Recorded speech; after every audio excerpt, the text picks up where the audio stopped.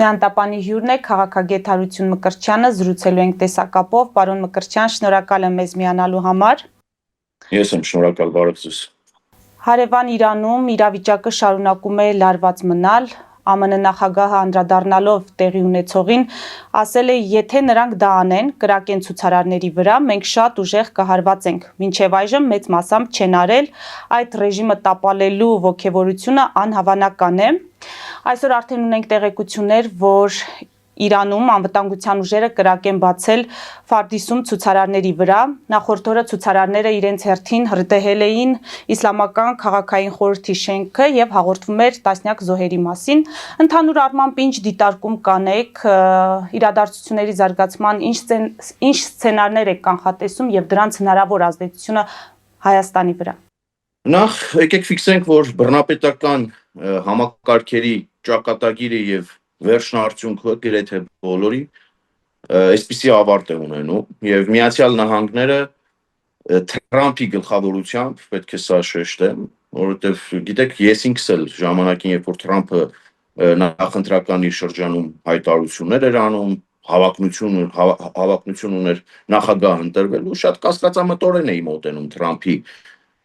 քաղաքականությանը եւ վճռականությանը, բայց տեսնում ենք, որ Թրամփը վերցնում է իր ձեռքը Միացյալ Նահանգների համաշխարհային կարգապահի կամ, չգիտեմ, համաշխարհային ոստիկանի դերը եւ փորձում է բռնապետական երկրներում առնվազն ժողովրդի շահերը պաշտպանել։ Իրանը այդ առումով անմասն չի եւ Իրանում աննախադեպ բողոքի ակցիաներ են։ Երեք երեկոյան այլևս Իրանի հետ արտաքին կապն է կարծես թե կտրվել, երկրի ողջ տարածքում ինտերնետի խափանումներ են նկատվում, 80%-ով երկրի տարածքի 80% ամբողջությամբ ինտերնետ կապից զրկված է,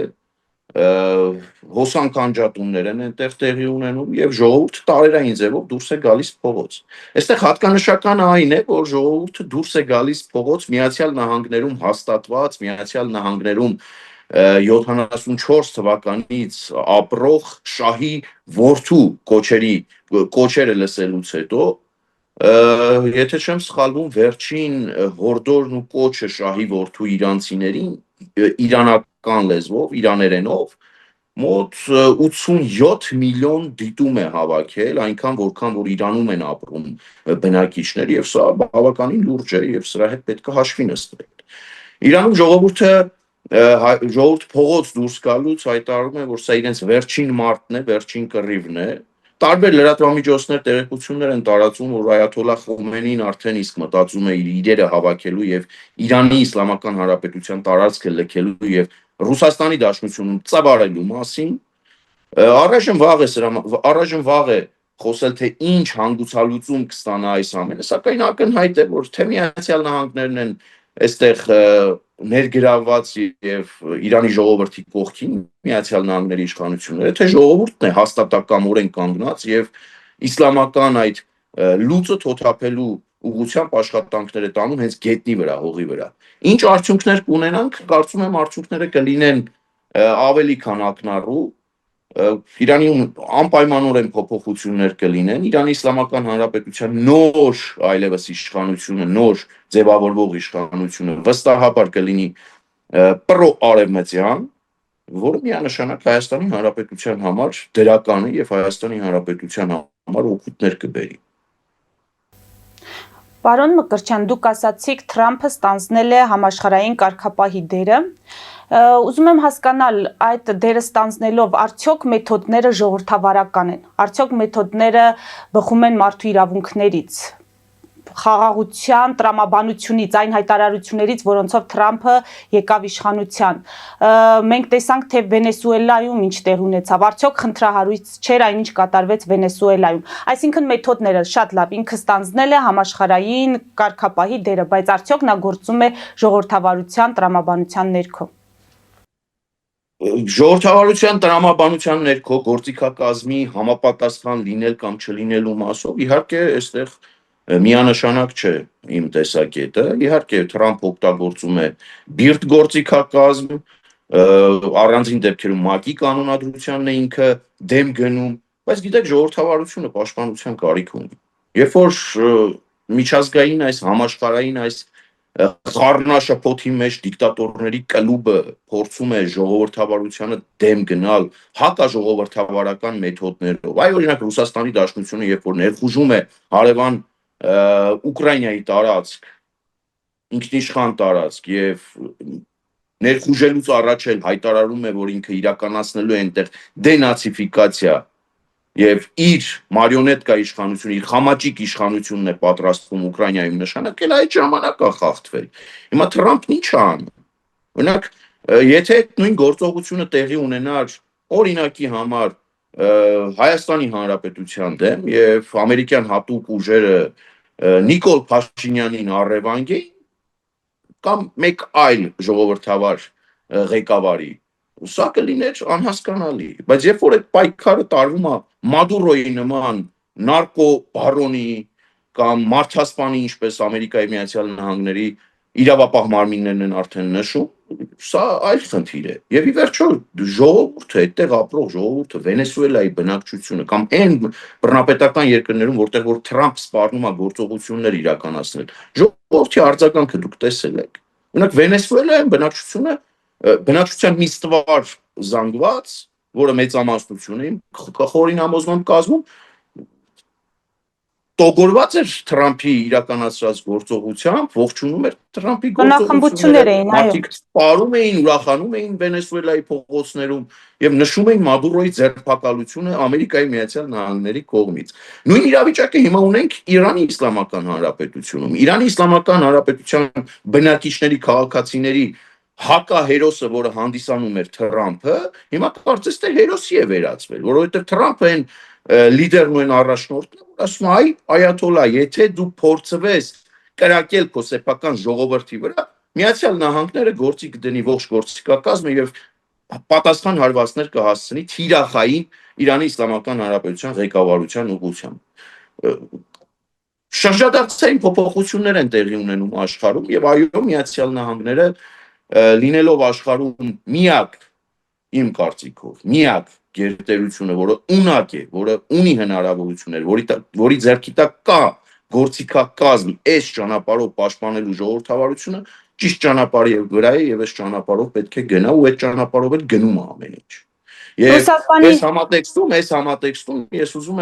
ես ուզում եմ նաեւ ուշադրությունից չվրիպի մեր տարածաշրջանը։ Օրինակ օգոստոսի 8-ի հայտնի համաձայնագիրը կամ այդ հայտնի մեմորանդումը, որ հրապարակվեց եռակողմ Միացյալ Նահանգներ, Հայաստանի Հանրապետություն եւ Ադրբեջան, սա հենց այնպես եղավ։ Արդյոք սա Թրամփի ազդեցությունը Թրամփի 200% դրուքաչափերի բարձրացման սպառնալիքն էր, որ բերեց սրան, թե օրինակ Մադուրոյի ձերբակալումը հստակ ազդակ էր, հստակ մեսիջ էր Ալիևի նման մի բռնապետի օրինակ։ Կամ մեկ այլ բռնապետի, ով պատրաստվում է կամ ով դեմ կգնա Միացյալ Նահանգների շահերին։ Այստեղ ակնհայտ է, որ Միացյալ Նահանգները մեկ գնդակով մի քանի նապաստակ սպանեց, մի քանի նապաստակ էլ հասկացնել տվեց, որ իրենց ճակատագիրը նման է լինելու Մադուրոյի ճակատագրին, եթե չլսեն Միացյալ Նահանգներին, եթե չգնան այն ճանապարհով, որը որ առաջարկում է Միացյալ Նահանգները։ Իսկ հանուն արդարության պետք է ասենք, որ Միացյալ Նահանգները որպես այդպիսի ժողովուրդների համար, բնակչության համար, ապրող քաղաքացիների համար, որոնք ապրել են տարիներ շարունակ դիկտատորների լծի տակ, աղքատության մեջ, Թրամփը առաջարկում էր շահեկան պայմաններ, հնարավորությունները, կապուղիները, ճանապարհները գործի դնել, զարգացնել տնտեսությունները հանուն ժողովրդի առաջին հերթին այդտեղ ապրող։ Հետո նոր Միացյալ Նահանգների շահերի իհարկե։ Առանց շահերի այստեղ ոչինչ չի լինում։ Եվ այս համատեքստում Հայաստանի Հանրապետությունը ունի բազմաթիվ խաղաքարտեր իր ձեռքին, օգոստոսի 8-ի համաձայնագրի համատեքստում Իլհամ Ալիևի տարբերվող հայտարարությունները երբեմն Միացյալ Նահանգների Թրամփի աշխատակազմի առաջ դնելու, որովհետև Ալիևը մի օր հայտարարում է, որ Թրամփի ուղի կոչվող այդ ճանապարհը, որը որ պիտի անցնի Հայաստանի Հանրապետության ինքնիշխան տարածքով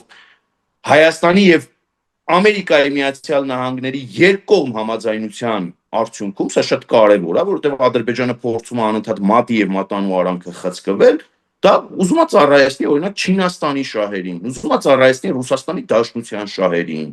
Ինքը այդ համատեքստում է դիտարկում։ Իսկ Թրամփի բոլոր գործողությունները այսօր ինչ որ տեղի ունենում աշխարհում, հիմնականում ընդդեմ Ռուսաստանի է եւ առաջին հերթին ընդդեմ Չինաստանի է։ Եվ հայկական դիվանագիտությունը այստեղ անելիք ունի ու վստահեցնում եմ, որ Ալիևի նման փոքրիկ բռնապետը շատ լավ գիտակցում է, թե ում հետ ինքը գործ ունի եւ այսպես թե այնպես ինքը գալու է բանակցությունների սեղան։ Հիմա արդեն իսկ Բաքվից հնչում են հայտարարություններ Հաջիևի շուրթերով, որ մենք արդեն իսկ խաղաղության մեջ ենք ապրում, արդեն իսկ խաղաղ է, մենք սկսել ենք առևտուրը, մենք սկսել ենք համագործակցությունը, մենք այլևս պատերազմին վերջ ենք տվել։ Այս տեմպը պետքա պահել, դիվանագիտությունը պետքա աշխատանք տանի, Ալիևի կիքսերը պետք է Թրամփի վարչակազմի առաջ դրվի, եւ ճնշումը Ադրբեջանի վրա մեծացնելով վերջնական խաղաղության համաձայնագրի հասնենք։ Այն ինչ որ նախաստորագրված է այս պահին, կարծում եմ լավ պարարտ հող նախապատրաստելու արդյունքում Միացյալ Նահանգների ճնշման միջոցով հենց Վաշինգտոնում հնարավոր է այլևս հասնել խաղաղության պայմանագրի ստորագրման եւ գետնի վրա դրա արտացոլման։ Չնայած պետք է հանուն արդարության ասենք, որ գետնի վրա այդ խաղաղությունն արդեն իսկ որոշ շափով արտացոլվում է, խոսքը նաև ապրանքաշրջանառության մասին է, խոսքը չկրակելու մասին է առաջին հերթին, սա պետքա օգտվել իրավիճակից եւ այս ճանապարհով գնալ։ Պարոն Մկրտչյան, Իրանում եւ Վենեսուելայում կատարվողի ֆոնին Ռուսաստանի ղեկավարի նկատմամբ ԱՄՆ-ի կողմից կտրուկ եւ բիրտ գործողությունների բացակայությունը պայմանավորել այն հանգամանքով, որ ներսում չկա հանրային լայն ընդվզում։ Ես կարծում եմ, որ այդպիսի կտրուկ եւ կոշտ գործողությունները Մադուրոյի նկատմամբ Իրանի Իսլամական Հանրապետությունը ներսից պայթեցնելու այդ սցենարը եւ գործողությունը, որը որ հիմա կիրառվում է եւ կարծես թե հաջողության ճանապարհին է, սա մեսիջ է Վլադիմիր Պուտինին, որ դադարացրու պատերազմը, դադարացրու միջազգային բեսպրեդելը, որը որ սկսել է 2012 թվականից դեռևս եւ արի բանակցությունների սեղանի շուրջ։ Ես այն մտքին չեմ, որ ես այդքան ռոմանտիկ չեմ, որ պատկերացնեմ, որ օրինակ Ամերիկայի Միացյալ Նահանգները Թրամփի հրամանով հատուկ ուժերը կներխուժեն Կրեմլ եւ Վլադիմիր Պուտինի գլխին սև այսպես պարկ քաշած քաշ կտան եւ կտանեն Միացյալ Նահանգները։ Իհարկե դա կլիներ փայլուն լուծում հանուն արդարության եւ դա իմ ցանկությունը կլիներ եւ շատ շատերի միլիոնավոր քաղաքացիների բնակիչների երկրագնդի վրա ապրող, բայց Միացյալ Նահանգները այստեղ այլ ճանապարհով է գնում, փորձում է հասկացնել այդ մեծ, ավելի մեծ դիկտատորներին, որ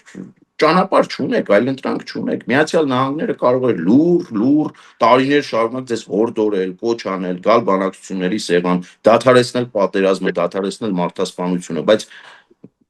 ինչ որ մի պահի այդ համբերության բաժակը լցվում է ու հիմա Թրամփի համբերության բաժակը լցվել է։ Ու Լատինական Ամերիկայի երկրներին իրեն հպատակեցնելը մեր տարածաշրջանում Թրամփի ուղի ծրագրի գործարկումը Իրանի Իսլամական Հանրապետությունում հեղափոխական տրամադրությունների զարգացումն ու իշխանության փոփոխությունը սրա մասին է։ Ես կարծում եմ, որ Վլադիմիր Պուտինը ի վերջո իր նաև վերջին գործողությունից հետո այդ նավթով բեռնված նավի կալանավորումից երկու նավ է դեպ կալանվել Ամերիկայի Միացյալ Նահանգների կողմից, դրանից հետո Վլադիմիր Պուտինն ու Ռուսաստանի Դաշնության իշխանությունները բավականին մտածելու տեղ ունեն։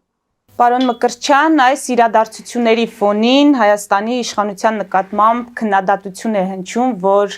կարծես թե անհոգ են, չեն տեսնում ինչ է կատարվում հարևան Իրանում եւ շարունակում են օրակարգային հարց դարձնել եկեղեցու բարենորոգման այդ խնդիրը, կաթողիկոսի հեռացումը, երեկ էլ ինչպես տեսանք, Փաշինյանը հայտարարեց, որ ժամանակին Սերժ Սարգսյանն էլ չէր պատրաստվում հեռանալ, բայց նրան ստիպեցին հեռանալ եւ հիմա էլ կստիպեն, որպեսզի Գարեգին Բ-ն հեռանա։ Դուք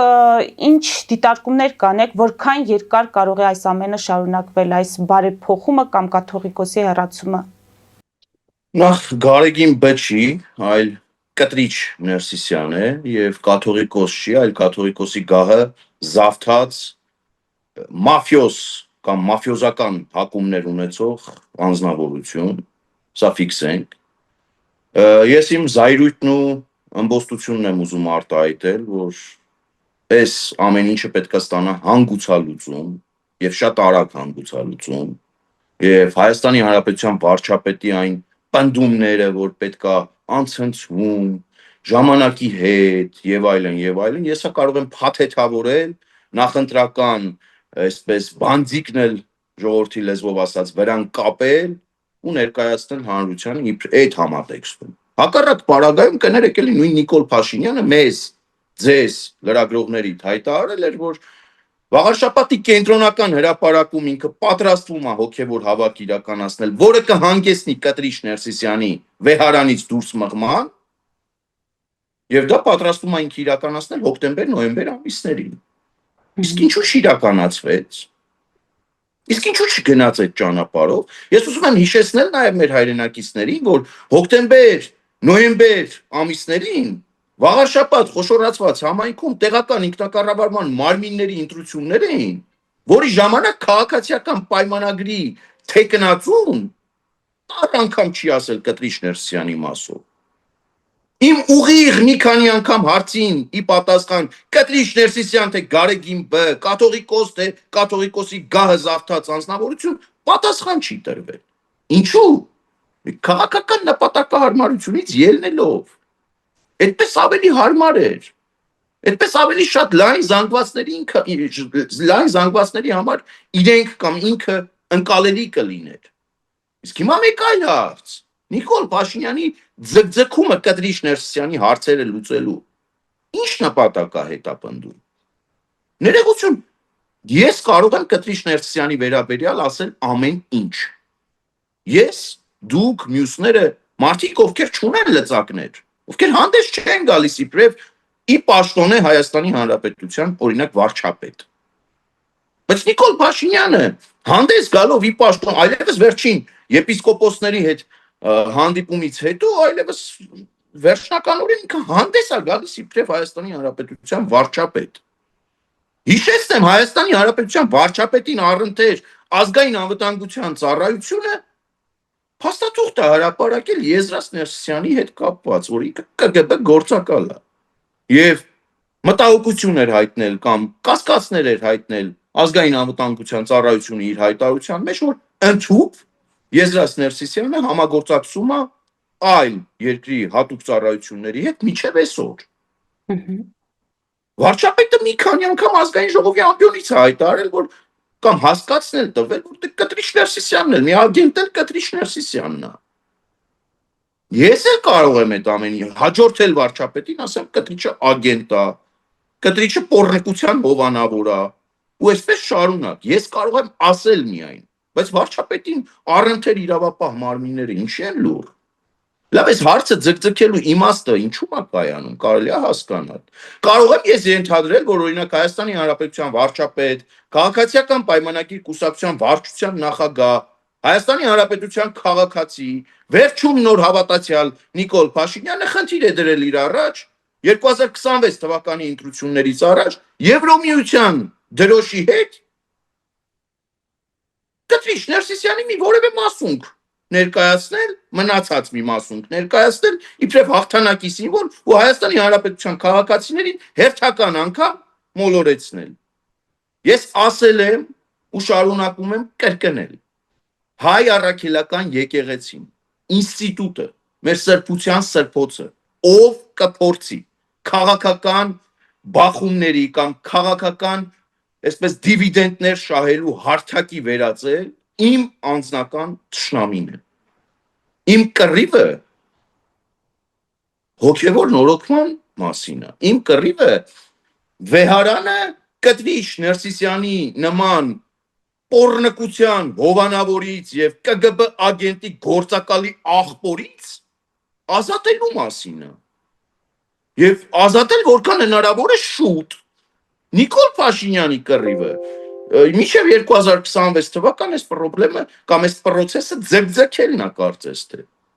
Հակառակ պարագայում ներողություն օտար երկրի շահերին ծառայող որևէ դուրս պրծուկ եթե այս երկրում կա,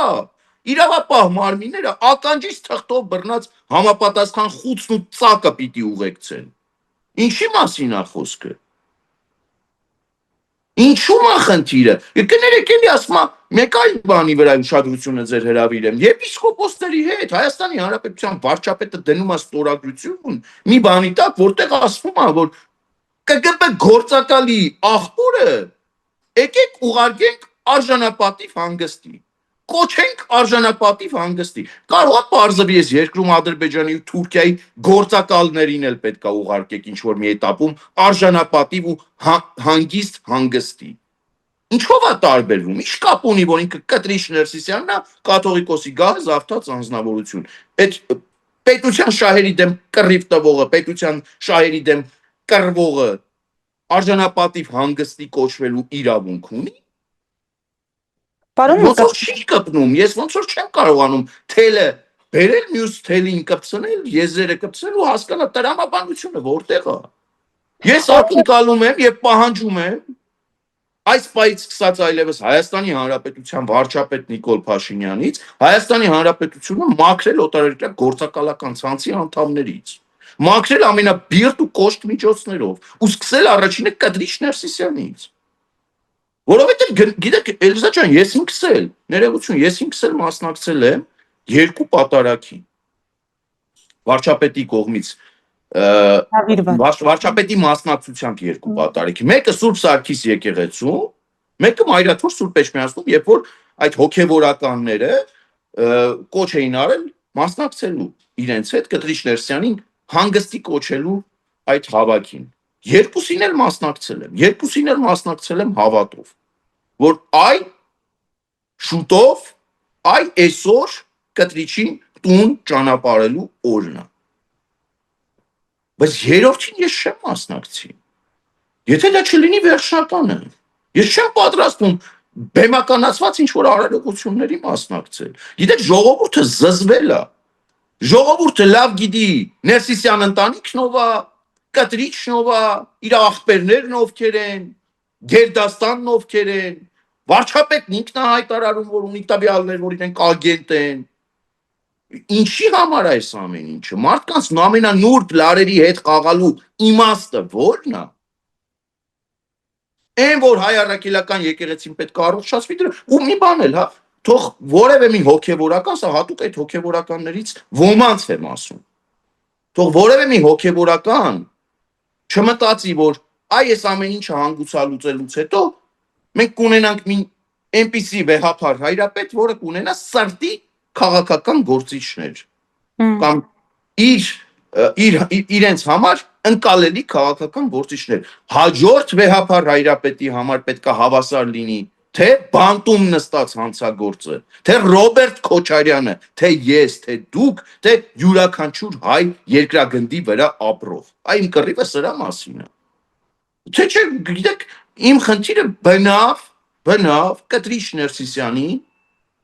Նավասարդ arczepiskopos Կաճոյանով փոխարինելը չի։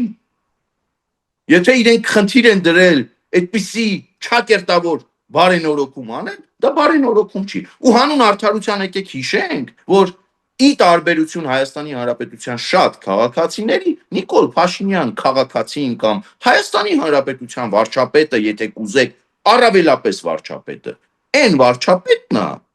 որ 2018 թվականին թույլ չի տվել հավատացյալ հայ ժողովրդին Կտրիչ Ներսիսյանի հարցերը գեղական կարգով լուծելու։ Արգելակել է այդ process-ը։ Հիմա արհեստականորեն ձգձգում է այդ process-ը մինչև 2026 թվականի ընտրություններ։ Խնդրում, հորդորում, պահանջում եմ Հայաստանի Հանրապետության վարչապետին Կտրիչ Ներսիսյանի հարցերը անհապաղ եւ հրատապության կարգով լուծելու, որովհետև իր ձեռքի տակ գոնե թե կա գործիքակազմ։ Իր ձեռքի տակ իրեն առընթեր կան մարմիններ։ Պարոն բեմականացված ֆարսին կարող են մասնակցել որոշ հոգևորականներ, կարող են այսպես անհագուրդ եւ բուրըն էմոցիաներով մասնակցել իր կողմնակիցներն ու իր կուսակցականները, բայց լայն հանրային շերտերի կողմից սա չի ընկալվում։ Ֆելիչե ժամանակակից ատամնաբուժական կլինիկա։ Այստեղ հարմարավետությունն ու խնամքն առաջնային են։ Այստեղ կիրառվում են ատամնաբուժական ամենաժամանակակից տեխնոլոգիաներ, ճշգրիտ ախտորոշում, Արդյունավետ բուժում, նուրբ փորձառություն եւ անհատական մոտեցում։ Սկսած սովորական մանրուքներից մինչև առաջադեմ ընթացակարգեր, այստեղ դուք գտնվում եք բարձր որակավորում ունեցող եւ փորձառու ատամնաբուժական մասնագետների ձեռքերում։ Մեր բարեկամական եւ հյուրընկալ անձնակազմն այստեղ է յուրաքանչյուր այցը հաճելի դարձնելու համար։ Ֆելիչե, ձեր առողջ եւ ամենաերջանիկ շպիտը սկսվում է այստեղից։ Եկեք եւ բացահայտեք նորարարության փորձագիտության եւ կարեկցանքի կատարյալ համադրությունը։ Վաճառվում է գերմանական հնաոճ դաշնամուր 1892 թվականի արտադրության ֆոն Մուրբախ, գտնվում է գերազանց վիճակում, կինը 15,000 ԱՄՆ դոլար, հեռախոսահամար 094 115 310։ Երևան փոստը Գրանադա Հյուզում, տեղեկացնում եմ, դրամական փոխանցումներ 1%-ով, օդանավով 1 փաունդը 2.99, նավով ուղարկեք մեկ արկղ, երկրորդ արկղը անվճար, ավտոմեքենաների փոխադրում անհավատալի արժեքներով, ինչպես նաև կահույք և մեծ չափի բեռների փոխադրում։ Ջաքփաթ հագուստի խանութը երկրորդ մասնաճյուղն է բացել Գլենդելի սրտում, որտեղ կարող եք ձեռք բերել եվրոպական և ամերիկյան ընտիր հագուստեղեն, կոշկեղեն, աքսեսուարներ, պայուսակներ ամենահարմար արժեքներով։ Նաև կարող եք ցանկացած ապրանք պատվիրել եւ ձեռք բերել կարճ ժամանակում։ Ջաքփաթի Գլենդելի հասցեն է 1135 North Pacific Avenue, հեռախոս 818 813 2252։ Ջաքփաթ հագուստի լավագույն կենտրոնը Գլենդելում։ 60-ից ավելի ճանաչված եվրոպական բրենդների ինքնատիպ, չկրկնվող եւ մատչելի ընտրանին Fortuna Home and Country House խանութ սրահում։ Նորավոճ սպասք եւ կահույք հորեկա բնագավառի համար, տեքստիլ, տնտեսական ապրանքներ, ամեն ինչ գեղեցիկ կյանքի համար։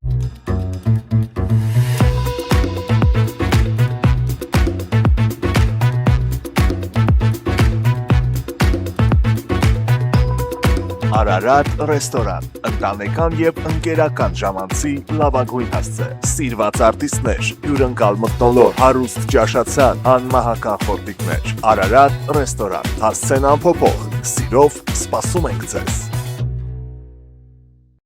Լավագույն պաղպաղակ, բնական, համեղ եւ մատչելի գներով պաղպաղակը կարող եք ձեռք բերել բոլոր հայկական խանութներում։ Պահանջեք հայկական պաղպաղակ, Թամարա պաղպաղակ։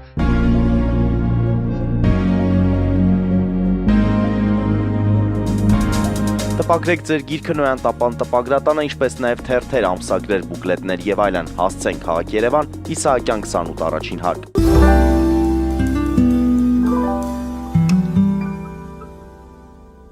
Հիմա լայն հանրային շերտերի մասին, պարոն Մկրտչյան, միգուցե ձգձգում է, որովհետև չկա հանրային լայն աջակցություն, ուխտիեր տեղի ունեցավ, չէ՞, ի վերջո, այնտեղ ընդդիմադիր շրջանակները տեղադրում էին տվյալներ մասնակիցների մասով, ասում էին, որ կաթողիկոսին պաշտպանողներն ավելի մեծ թիվ էին կազմում, միգուցե հանրային այդ լայն աջակցությունը չկա, դրա համար է նաև ձգձգվում։ Ասել եմ ու շարունակում եմ կրկնել։ Կտրիչ Ներսիսյանին պետք է հեռացնել բոլոր հնարավոր ու անհնար միջոցներով։ Կտրիչ Ներսիսյանը հայ առաքելական Սուրբ եկեղեցում մետաստազ է։ Ասեմ ավելին, վարչապետն ասում է, այդ մարդը ագենտ է։ Հայաստանի Հանրապետության կենսական շահերի դեմ գործող մարդ է։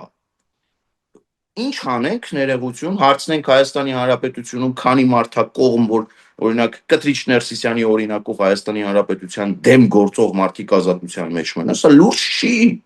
Եթե քո պետության կենսական շահերի դեմ գնացող մի որևէ դուրս պրծուկ կա, անկախ անուն ազգանունից ու զբաղեցրած կարգավիճակից, դրա հարցերը պետք է լուծել։ Ու շատ կոշտ լուծել։ Շատ լավ։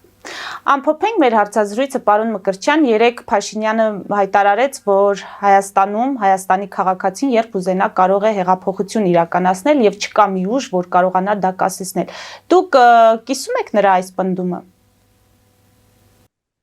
Գիտեք, Եթե իսկապես այդպես է, ինչու մենք չենք տեսնում այդ հեղափոխական տրամադրությունները, թե մարդիկ ժամանակ է պետք, որպեսզի պատրաստվեն եւ Ես մի փոքր ռետորական կպատասխանեմ Փաշինյանին փաշինյանական ոճով։ Քանի դեռ Հայաստանի Հանրապետությունում Փաշինյանը ծնում, զարգացնում, կերակրում, կաթից սկսած մեծացնում, բուծում է իրեն հարմար ընդդիմադիրներ, Հայաստանի Հանրապետությունում երբեք հեղափոխություն տեղի չի ունենա։ Այդ համատեքստում Ռոբերտ Քոչարյանին կարող եք դիտարկել, այդ համատեքստում Սերժ Սարգսյանին կարող եք դիտարկել, այդ համատեքստում կարող եք մեր նոր ձևավորներին դիտարկել։ Հակառակ բարակայում ես չեմ հասկանում։ Գիտեք, մարդը մի փոքր պետքա մեր ժողովուրդը մի փոքր պետքա վերլուծի էլի։ Տարիներ շարունակ հայտարարում են, որ օրինակ Ազգային ժողովի ինդիմադիր այդ խմբակցությունները ծառայում են օտարի շահերին։ Մարիա Զախարովայի խոսնակներն են, լեզուն են, ոտքի մատն են, չգիտեմ ինչն են, ինչ ասես ասում են։ Հատուկ եմ այդպիսի բնորոշումներ տալի, որտեղ եթե անցնեմ իրանց լեքսիկոնի հայելային կրկնությանը, մեր հաղորդումը հայախառն ինչ-որ բանի կվերածվի, որը թույլ չեմ տա։ Ու ինչ տարեվերջին Ազգային ժողովի մեծարգո նախագահը որոշում է ոչ ավել, ոչ պակաս աղքատության այս մեջ ճիրաններում ապրող հասարակության մեջ ոչ ավել ոչ պակաս 3 միլիոն դրամով պարգևատրել Ռոբերտ Քոչարյանի փոքրիկ որդուն, 3 միլիոնով պարգևատրել Դաշնակցությանը եւ շատ անդամների ընդդիմադիրներին։ Հիմա տրամաբանական այդ կապը շղթան որտեղ է խզվում։ Որտեղ է խզվում։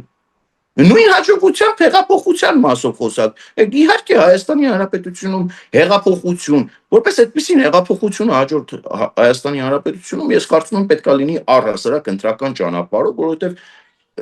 մի հատ այսպես լավ եւ լուսավոր կետ, եթե կա, որ կարելի է առանձնացնել եւ ներկայացնել ու վերագրել Փաշինյանին, դա ազատ արդար թափանցիկ ընտրությունների իրականացնում է։ Հաջորդ հեղափոխական լուծումը, իշխանության փոփոխության լուծումը պետք է լինի բացառապես ընտրական ճանապարհով, ես կարծում եմ։ Բայց ընտրական ճանապարհով քաղաքացիական պայմանագիրն ու հենց Նիկոլ Փաշինյանը թույլ չեն տալիս Հայաստանի Հանրապետության քաղաքացիներին կողմնորոշվելու։ Իրենք Ռոբերտ Քոչարյանին հրճակում են մարտի 1-ի թիվ 1 մեղավոր, բայց Ռոբերտ Քոչարյանին բաց են թողնում այս հասարակության մեջ, ազատ պատտվում է, դեռ մի բան է դառնում է քաղաքական գործոն։ Իրենք Սամվել Կարապետյանին ներկայացնում են դրսից ներմուծված քաղաքական գործիչ եւ շատ ճիշտ են անում։ Այո, ինքը հայկական Բիձինա Իվանիշվիլին է, բայց մյուս ձեռքով աչք են փակում օրինակ Սամվել Կարապետյանի մեր ձևովի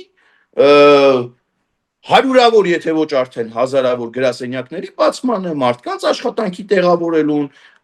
չաշխատանքի տեղավորելուն, բայց վարձատրվելուն, շարունակում են ամենօրյա ռեժիմով օրինակ Ազգային ժողովի պատգամավորները պատասխանել Նարեկ Կարապետյանին։ Գրերեք, մի հատ հարց ուղեմ, էլի, քիչ եմ քննադատել քաղաքացիական պայմանը։ Այս հատուկ եմ այսպես բարձր մտածում, որպեսզի մեր հայրենակիցները եւս վերլուծեն ու տրամաբանական այդ շղթան գտնեն։ Օրինակ ես կամ իմ նման շատ մարդիկ քիչ է քննադատել քաղաքացիական պայմանագրին ու նրա վարած քաղաքականությանը։ Ոչ, բնականաբար ոչ։ Հենց ձեր եթերում բազմիցս։ Իսկ ներողություն, քաղաքացիական պայմանագրում մի կենթանի պատգամավոր չկա շնչող էակ, որ դուրս գա ու պատասխանի ինձ օրինակ։ Ինչի չեն պատասխանում այդ ջանասիրությամբ։ Ինչի են Նարեկ Կարապետյանի փուչիկն այդպես փչում։ Սիրելի հայրենակիցներ, բայց այս հարցը չի հետաքրքրում։ Բայց չի հետաքրքրում, օրինակ, այդ որ Սանտա Կլաուսը ապահովեց Սամվել Կարապետյանի խոզի բտով նոր տարին մանումենտի իր առանձնատանը։ Բայց այս չի հետաքրքրում, այդ ինչի այդպես եղավ։ Բայց այս չի հետաքրքրում Փաշինյանն ինչի է վստահ ասում, որ այս երկրում հեղափոխություն չի լինի, որովհետև Սևի ու Սպիտակի համադրությունը, Սևի ու Սպիտակի հակադրությունը լավագույնս ձեր առաջ փռում է ու դուք դա Չէ, ասում եք կլինի Փաշինյանը, ասում եք կարող է լինել, եթե քաղաքացին ուզենա։ Մի խոսքով կներեք քաղաքացուն մոլորեցնում են, իմ ասածը դա է։ Ներկայացնում են տնտեսական հանցագործ, այ սա տնտեսական հանցագործ։ Երեք բրիֆինգի ընթացքում վարչապետն ասում է, որ հեծում տենց ընտանիք չկա, որ այդ ընտանիքից փողություն արած չլինի հեծը։ Սամվել Կարապետյանի կողմից կառավարվող, նրան պատկանող Նարեկ Կարապետյանի կողմից էլ ղեկավարվող հեծը, ասում է չկա տենց ընտանիք, որից գողություն արած չլինի։ Բամետուրի չի պատտվում հարց ուղի իր պատգամավորներին։ Այդ գողերին պատասխանելու իմաստը ո՞րն է։ Բայց չի պատտվում իր ձեռքի տակ գործող իրավապահ մարմինների ներկայացուցիչներին հարցնի, այս գողերը դուրս ինչ են անում։ Բայց ինչ են առավոտից իրիկում պատասխանում, ինչ են գործոն դարձնում։ Կարող է Ռուսաստանի Դաշնությունից որոշել են Հայաստանի Հանրապետությունում այս փուլի համար առնվազն ընդդիմություն փոխել եւ Հայաստանի Հանրապետության իշխանությունները այդ ճանապարհով են գնում։ Գուցե, չգիտեմ։ Եվ սրա պատասխանը լավագույնս պիտի տա Հայաստանի Հանրապետության քաղաքացին ու այո, իրենք պիտի համոզվեն, որ Հայաստանի Հանրապետության քաղաքացին խորը անասուն չի ոնց որ են մի բերդում նստած ստահակներ ասում, որ Հայաստանի Հանրապետության քաղաքացին հայ առաքելական եկեղեցու հետևորդը բարի բուն իմաստով հոտի մաս չի։ Շատ լավ հասկանում է իր շուրջ ինչա տեղի ունենում ու չի կարող որևէ մեկը անկախ ազգանունից Հայաստանի Հանրապետության քաղաքացուն մոլորեցնել ու այդ փամփուշտը, այդ հեղափոխական փամփուշտը պետքա լինի 2026 թվականի խորհրդարանական ընտրությունները, որտեղ ժողովուրդը պետք է ասի, դուք էլ հանգիստ վերընկեք տեղներդ, դուք էլ հանգիստ վերընկեք տեղներդ ու տերը ես եմ այս պետությանում, այս երկրի։ Սա է, հակառակ թող մարդիկ մտածեն, ես խնդրում եմ մեր հայրենակիցներին, սիրելի հայրենակիցներ, մտածեք, մի քիչ մտածեք, էլի ասենք, այս գողերը, հանցագործները, բանսը դուրսն են, Փաշինյանի թիմակիցները ջանասիրությամբ, ամենօրյա ռեժիմով, օրը մի քանի անգամյա ռեժիմով պատասխան, բայց ինչի պետք չեք պատասխանում։ Հիմա հարց եմ ուղղում։ Հապկում կան պետություններ, որ Հայաստանի Հանրապետության շահերի դեմ են պայքարում։ Ես չեմ ասել։ Ձեր ու մեր վարչապետն է ասել։ Բայց ինչի չեք գործում։ Բայց ինչի դուրս չեք գալիս հապկից։ Հիմա մեկ այլ հարց, վարչապետը, մեր ու ձեր վարչապետն է ասել, բան չի,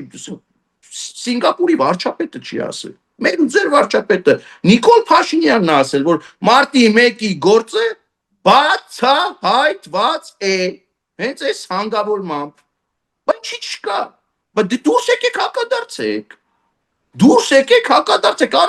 բանը, Վահագն Ալեքսանյանը 3 օր անգել է Նարեկ Կարապետյանի հետևից ասում, բանա, եկեք բանավիճենք, լուր չեք ասում, բայց եկեք բանավիճենք, պարոն Ալեքսանյան, եկեք մի թեմա ընտրեք, ես կարող եմ բազմաթիվ թեմաներ առաջարկել, բայց եկեք բանավիճենք, ինչի չեք գալիս, ինչ եք ձեր համար հարմար ընդդիմություն մեծացնում, աճացնում, էփում, ու հետո էլ դուրս գալիս Հայաստանի Հանրապետության քաղաքացիների ականջներին լոլո կարդում։ Շնորհակալ եմ բուրըն եւ բովանդակալից հարցազրույցի համար, պարոն Մկրտչյան։ Հիշեցնեմ մեզ դիտողներին, որ զրուցում էի քաղաքագետ Հարություն Մկրտչյանի հետ, մեր ուղիղ եթերները կարող եք դիտել Patreon-ում, նաեւ այդ հարթակում աջակցել մեզ էկրանին երևացող QR կոդով։